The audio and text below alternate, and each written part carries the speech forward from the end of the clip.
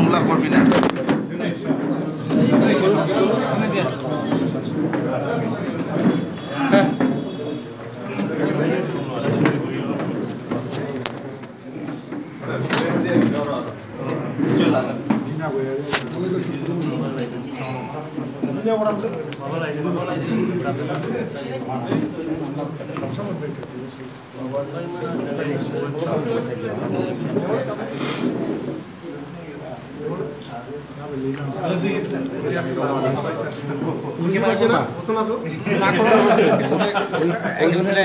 একজন বলি হয় আমি ক্যামেৰা কৰতে পাৰবো প্ৰথমতে সংবাদ মাই আছে আজি ৰেণুকা নাৰ্জাৰী MCLA আমাৰ দলৰ সভাপতি নৌতিক হাজৰি সাধাৰণ সম্পাদক আৰু হানিৱালী আহমেদ নাৰায়ণ মজুমদাৰ তেওঁলোকে SCCL আৰু মাইনৰিটি চেলৰ সভাপতি আৰু MCLA যতীন্দ্ৰ ব্ৰহ্ম নিৰ্মল কুমাৰ ব্ৰহ্ম কিৰণ বসুমতাৰী অনিপ বসুমতাৰী তেওঁলোকে MCLA আজি আমাৰ UPPL দলৰ নীতি নিৰ্ধাৰক সমিতিৰ মিটিং অনুষ্ঠিত হৈ গৈছে আৰু বহুত আলোচনা পৰ্যালোচনাৰ পিছত মংগলদৈ আৰু ৫ নম্বৰ কোকৰাঝাৰ জনজাতি সমষ্টি ইয়াত প্ৰাৰ্থিত্ব প্ৰদান কৰা সিদ্ধান্তত আমি উপনীত হৈছোঁ মংগলদৈ 18 তাৰিখ এপ্ৰিলত হ'ব নিৰ্বাচন আৰু কোকৰাঝাৰ 23 তাৰিখ এপ্ৰিলত তাৰ কাৰণে আজি প্ৰাৰ্থী বাছনিও সম্পূৰ্ণ কৰা হ'ল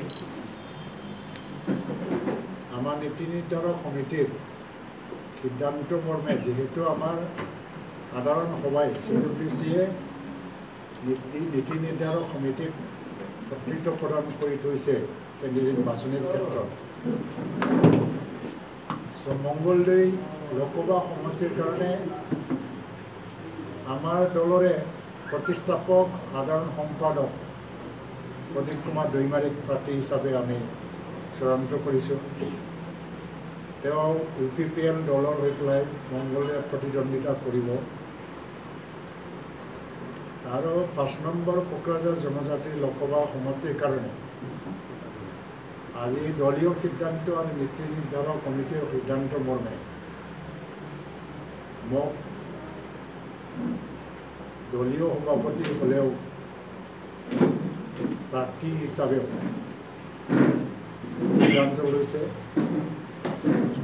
সেইকাৰণে কোকৰাঝাৰত মই নিজেই প্ৰতিদ্বন্দ্বিতা কৰিবলৈ ওলাইছোঁ দলীয় সভাপতি হিচাপে মন্তব্যৰ পৰা যদিও কিছুমান অসুবিধাৰ কথাটো কোৱা হৈছিল টেকনিকেল পইণ্ট অফ ভিউ কিন্তু UPPL দলৰ লগত সম্পৰ্ক থকা সহযোগী দল ব্যক্তি সমাজ আৰু দলৰ দাবী মতে আজি মোক প্ৰাৰ্থী হিচাপে ইয়াত প্ৰক্ষেপ কৰিবলৈ আমাৰ দলে সিদ্ধান্ত লৈছে তো আমি অকল দুটা সমষ্টিতে প্ৰতিদ্বন্দ্বিতা কৰিম বাকী নিৰ্বাচনৰ প্ৰক্ৰিয়াৰ সময়ছোৱাত কেম্পেইন বা চূড়ান্ত দিন অহাৰ আগলৈকে গুৱাহাটী তেজপুৰ সমষ্টিবোৰত সমভাৱাপন্ন দল বা ব্যক্তিক আমি সমৰ্থন দিয়াৰ কাৰণে সিদ্ধান্ত লৈছোঁ আৰু এই সন্দৰ্ভত আমি কোনো ধৰণৰ সিদ্ধান্তত এতিয়াও উপনীত হ'ব পৰা নাই কিছুদিনৰ পিছত আমি সিদ্ধান্তত উপনীত হ'ব পাৰিম UPPL দলৰ এই নিৰ্বাচনত প্ৰতিদ্বন্দ্বিতা কৰা কিছুমান ইছ্যু আছে এই অঞ্চলত বহু বছৰ ধৰি আজি 40-50 বছৰ ধৰি চলি অহা বড়ো সমস্যাৰ স্থায়ী সমাধান আমি বিচাৰোঁ আৰু বড়ো সমস্যাৰ সমাধানৰ লগত জড়িত হৈছে উগ্ৰবাদৰ সমস্যা সমাধান আৰু এইবিলাক নোহোৱাৰ কাৰণে আমাৰ অঞ্চলত স্থায়ী শান্তি আমি পাব পৰা নাই। তো ইয়াৰ লগত অকল এটা বিশেষ সম্প্ৰদায়ৰ জড়িত বা ছাত্ৰ জড়িত নহয়, বৰঞ্চ এই অঞ্চলত বসবাস কৰা সকলো জনগোষ্ঠীৰ ছাত্ৰৰ কাৰণে আমি পৌৰ সমস্যাৰ স্থায়ী সমাধান বিচাৰিছোঁ। 1 নম্বৰ। 2 নম্বৰত ইয়াত আমি দুৰ্নীতিৰ বিৰুদ্ধে আমি যুঁজখন দি আছোঁ। বিগত 15 বছৰ বা 13 বছৰ গ্ৰাম্য উন্নয়নৰ পৰা আৰম্ভ কৰি পেলাই ৰাস্তা ঘাট বা বিল্ডিং বনোৱাৰ যিবিলাক বৃহৎ বৃহৎ দুৰ্নীতি, তাৰ বিৰুদ্ধে আমি যুদ্ধ দি আহিছোঁ। এই কথা ইতিমধ্যে ভাৰতৰ কণ্ট্ৰলাৰে অডিটৰ জেনেৰেলে স্বীকাৰ কৰি পেলাই নিজৰ ৰিপৰ্টতো লিখিছে। কিন্তু আজিলৈকে ভাৰত চৰকাৰ, অসম চৰকাৰ ইয়াৰ ওপৰত কোনো তদন্ত কৰা নাই। আমি তদন্ত কৰি যাম বা তদন্তৰ দাবী আমি উত্থাপন কৰি যাম। উন্নয়নৰ ক্ষেত্ৰত ৰাষ্ট্ৰীয় আঁচনিৰ দ্বাৰা কিছুমান কাম হোৱা আমি দেখিবলৈ পাইছোঁ, যেনেকৈ এয়াৰপৰ্ট, নেশ্যনেল হাইৱে আৰু ষ্টেট হাইৱে। কিন্তু আজিও নেশ্যনেল হাইৱেৰ উত্তৰ অঞ্চলত, বিশেষকৈ বাক্সা, ওদালগুৰিৰ কিছুমান অঞ্চল আৰু কোকৰাঝাৰ, চিৰাঙতো কেইটামান এৰিয়া আছে আজিলৈকে যিবোৰ গাঁৱে মটৰিবল ৰাস্তা নাই। হস্পিটেল বনোৱা হ'ল, ডক্টৰ নাই, নাৰ্ছ নাই, ঔষধ নাই, যাৰ বাবে 20-30 কিলোমিটাৰ দূৰত আহি চিকিৎসা কৰিব লাগে। বৰঞ্চ ইমান শোচনীয় শিক্ষাখণ্ড আহিছে, স্বাস্থ্যকেন্দ্ৰ, যাৰ বাবে মানুহে গাঁৱৰ সাধাৰণ ৰাইজে কোচবিহাৰ আৰু শিলিগুৰিলৈ ঢাপলি মেলিব লগা হয় উচ্চ শিক্ষাৰ চিকিৎসাৰ বাবে। শিক্ষাখণ্ডত আজি বহুত শ স্কুল আছে, এলিমেণ্টাৰী স্কুল, যি ইনিচিয়েলাইজ নহ'ল। প্ৰায় 1700ৰ বেছি শিক্ষকসকলৰ চাকৰি নিয়মীয়াকৰণ নোহোৱাৰ কাৰণে বেতন পোৱা নাই। বহুত শিক্ষকে আজি বেতন নোপোৱাকৈ ৰিটায়াৰ্ড হ'ব লগা হয়। সমগ্ৰ অসমৰ তুলনাত শিক্ষাৰ মানদণ্ড BTC অঞ্চলত আজিও ইমান নিম্নগামী কিয়? আৰু কিয় এই অঞ্চলৰ পৰা গুণগত শিক্ষাৰ কাৰণে বহিৰাজ্যলৈ কিয় ঢাপলি মেলিব লগা হয়? তাৰ কাৰণে আমি যুঁজি আহিছোঁ।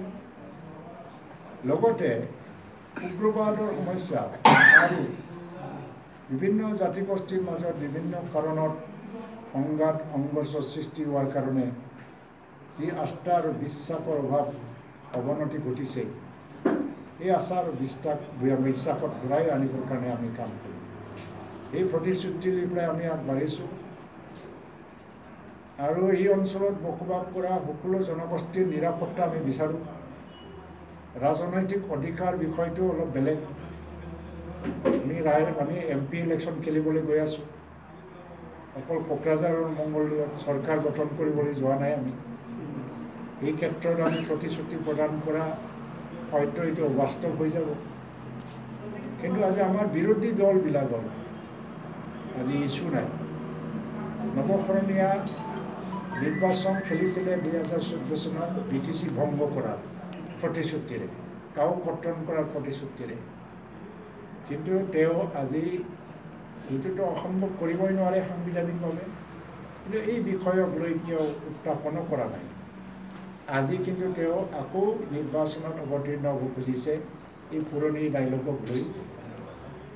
কাৰণ তেওঁৰ হাতত আজি ইছ্যু নাই, ডাঙৰ ইছ্যু নাই, যিটোৰ কাৰণে ৰাইজে ভোট দিব লাগে। তেওঁ BPFও ইছ্যু নাই। তেওঁলোকে ডাবল ষ্টেণ্ডাৰ্ড খেল খেলি আছে প্ৰতিটো ইছ্যুৰ ক্ষেত্ৰত। CAB আহিছিলে তেতিয়া মহিলাৰী ডাঙৰীয়াই কৈছিল যে CAB হ'লেও ভাল, নহ'লেও ভাল, আমাৰ কোনো ক'ব লগা নাই। NRC যেতিয়া হৈছিল তেতিয়াও তেওঁ কৈছিলে যে NRC লগত আমাৰ কোনো কথা নাই, ক'লেও ভাল, নহ'লেও ভাল।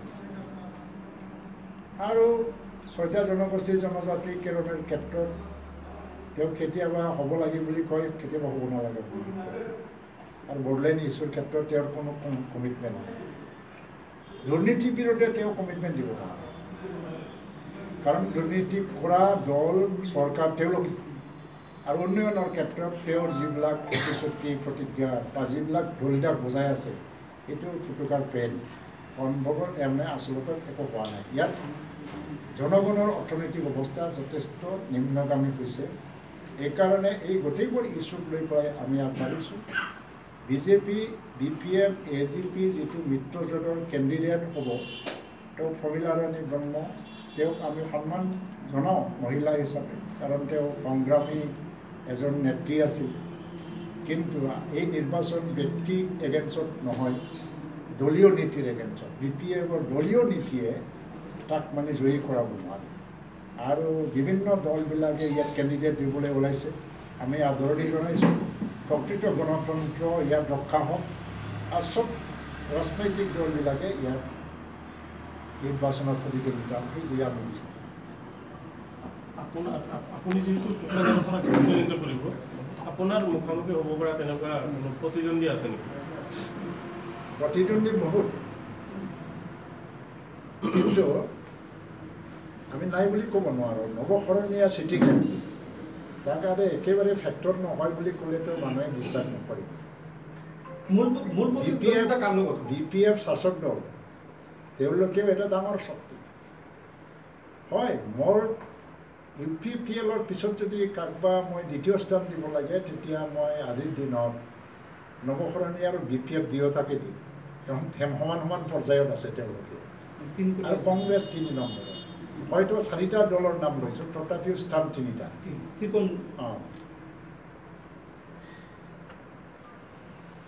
তাৰ বাহিৰে আমি কোনো দলক আমি নিজৰ মানে প্ৰতিদ্বন্দ্বী বুলি আমি ধৰিব